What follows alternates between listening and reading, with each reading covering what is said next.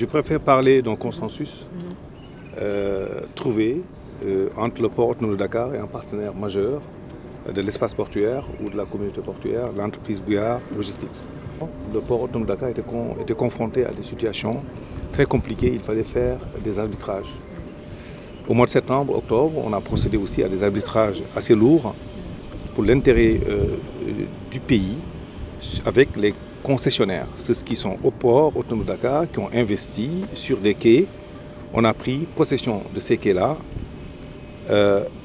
par réquisition et on a pu faire accoster les navires et résoudre définitivement le problème de la concession. Nous pensons que ce plan d'urgence ou de contingence qui a donné des résultats était assis sur des équilibres fragiles. Il fallait prendre des mesures importantes, mais des mesures dimensionnantes qui peuvent apporter des réponses structurelles à la problématique du port autonome de Dakar. C'est en ce sens, nous sommes portés par 7 piliers majeurs. Le plan d'urgence, le port de Ndayane, qui va démarrer d'ailleurs le 28 février 2023. La mutualisation du bureau d'embauche de main-d'œuvre. Vous avez vu 2000 jeunes qui ont intégré le port autonome de Dakar. Les frais locatifs du port. Nous avons aussi parlé du car-plan et aussi la sécurisation du domaine portuaire. C'est sous le registre de la sécurisation du domaine portuaire, mais aussi la sécurisation du stock des denrées de première nécessité qu'une décision a été prise de mettre à disposition dans la proximité du bassin portuaire un espace où on devrait stocker 600 000 tonnes de riz. 600 000 tonnes de riz correspondent rigoureusement au stock de sécurité nationale pour préserver notre pays des chocs exogènes qu'on a connus ces dernières années qui peuvent encore perturber la vie de nos concitoyens.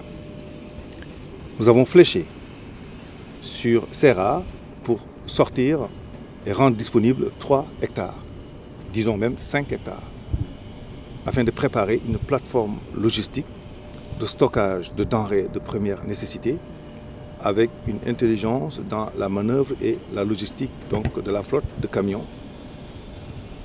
Et comme on l'a fait au niveau du bassin avec les quais, eh bien, cette assiette foncière qui a été fléchée était une assiette sur laquelle opérait Bouillard Logistics. C'est très compliqué, une entreprise qui n'a pas la force de frappe de DP World, qui n'a pas la force de frappe de Bolloré, la veille pour le lendemain, de plier bagages et partir. Nous ne sommes pas là pour étouffer ou écraser en plein vol des investisseurs ou des jeunes Sénégalais qui ont, de leurs propres efforts, injecté leurs moyens financiers, mais aussi, surtout, bassin d'emploi de plus de 350 jeunes. Donc on a pu discuter avec Bouillard Logistique, il a pu porter un plaidoyer fort à notre niveau. Nous avons compris qu'il fallait, dans tous les cas, libérer l'espace, mais aussi trouver des alternatives pour qu'il puisse continuer au port. Nous avons identifié un espace qui lui convient et cet espace a servi aujourd'hui d'espace d'accueil des 600 conteneurs qui étaient dans cette assiette foncière aujourd'hui, les 150 camions qui étaient là. Et donc vous voyez très bien, à l'épreuve des faits, il a fait un effort important et visible malgré la contrainte. Il a libéré l'espace, on lui a donné un autre espace.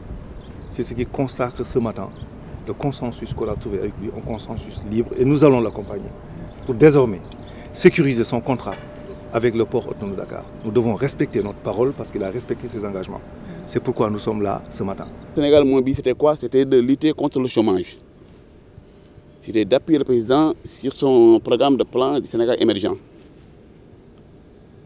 C'est ça qui m'a conduit de créer cette entreprise. Et depuis 2012, on travaille dans le port, on appelle dans le port.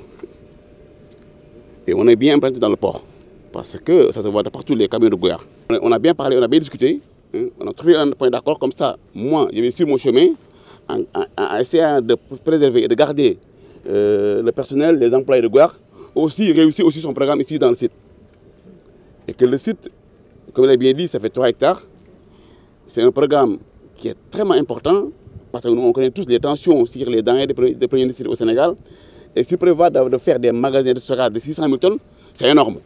Et il n'y a personne qui peut le poser. Et nous aussi, on ne peut pas l'opposer. Ce qu'on voulait seulement que, une alternative. C'est-à-dire trouver un terrain où nous aussi, on peut continuer à opérer tranquillement sans problème.